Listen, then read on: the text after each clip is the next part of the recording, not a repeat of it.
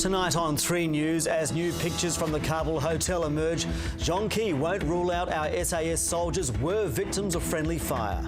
Legal high bigwigs go into damage control, why they're adopting new industry regulations immediately.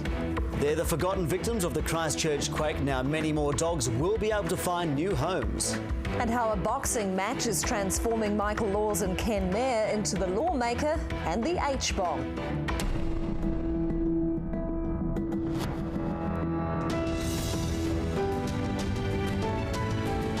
News with Hilary Barry and Simon Shepherd. Good evening. The question of who shot New Zealand's SAS in Kabul refuses to go away because the answers still seem to be conflicting.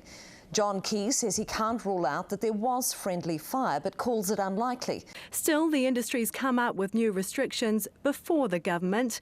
As well as rigorously testing all its products, it'll remove all advertising from TV, radio and print and impose an R18 purchase age. The woman's partner said that their house wasn't the only one egged in recent times, although police said last night it was the only house targeted. And the man also said the couple's 11-year-old daughter Chloe was with them when they jumped in the car and went after the group. So it's likely that she witnessed her mother being killed. Her mother's name was Rosa Mercury, a woman who just celebrated her 40th birthday. The next owners of the Pike River mine will not be bound by condition of sale to recover the remains inside. The receivers say they can't insist on the condition as safety is the deciding factor. This afternoon, the Prime Minister was asked about the sale and repeated the government's position that any new owners may not be granted a mining licence unless they commit to a full recovery effort of the remains. In the news ahead, was Charlene, Monaco's princess bride, trying to escape a forced marriage? Paid parking in the red zone, Christchurch's wardens are back in the inner city. And Thailand has its first female prime minister, despite a fragile democracy. Well, now it's time for the markets, and the New Zealand dollar is buying 77.31 Australian cents, 82.84 US cents and 51.53 British pence. The NZX 50 up 3 points today, Fletcher Building down 4 cents, Pumpkin Patch up 7 cents and Sky TV up 6 cents. For more on the markets, we're joined by Andrew Callagher of ASB Securities. And Andrew, another strong move in offshore markets. Yeah, Hilary, what was being labelled the June swoon in offshore share markets now look like it might be replaced with the July highs. A murder trial that's gripped America for 2 months is about to go into the hands of the jury.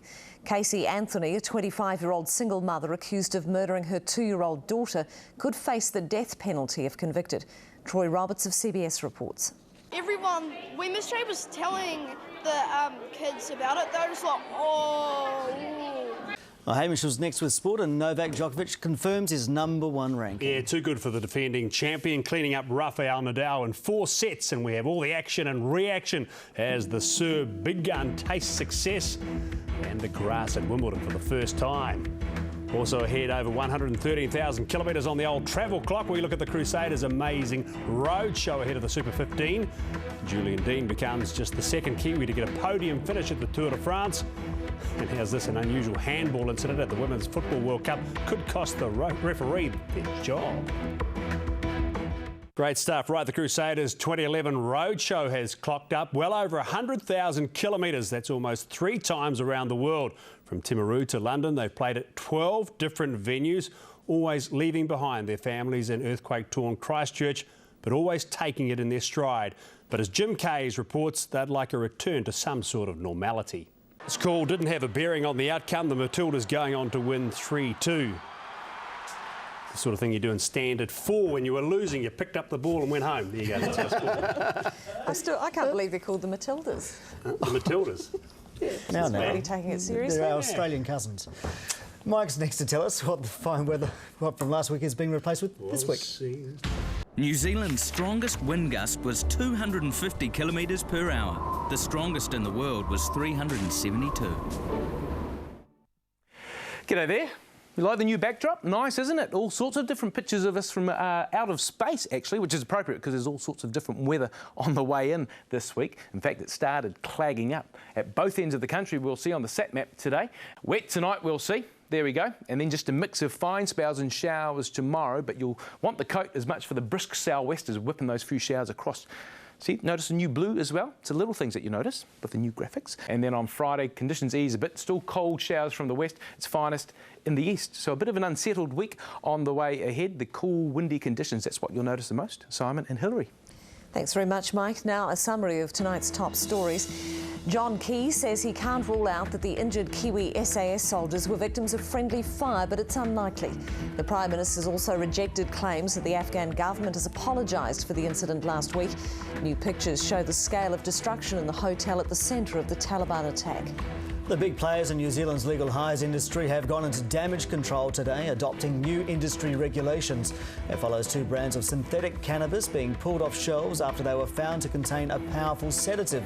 They say that their products are safer than alcohol and nicotine, and soon they'll have to prove that. Police have spoken to the 21-year-old mother of a dead baby found in a red plastic bag in a stream near Ardmore in rural South Auckland. A post-mortem examinations found the baby girl was born 5 weeks prematurely. She's believed to have been born 3 days before she was found.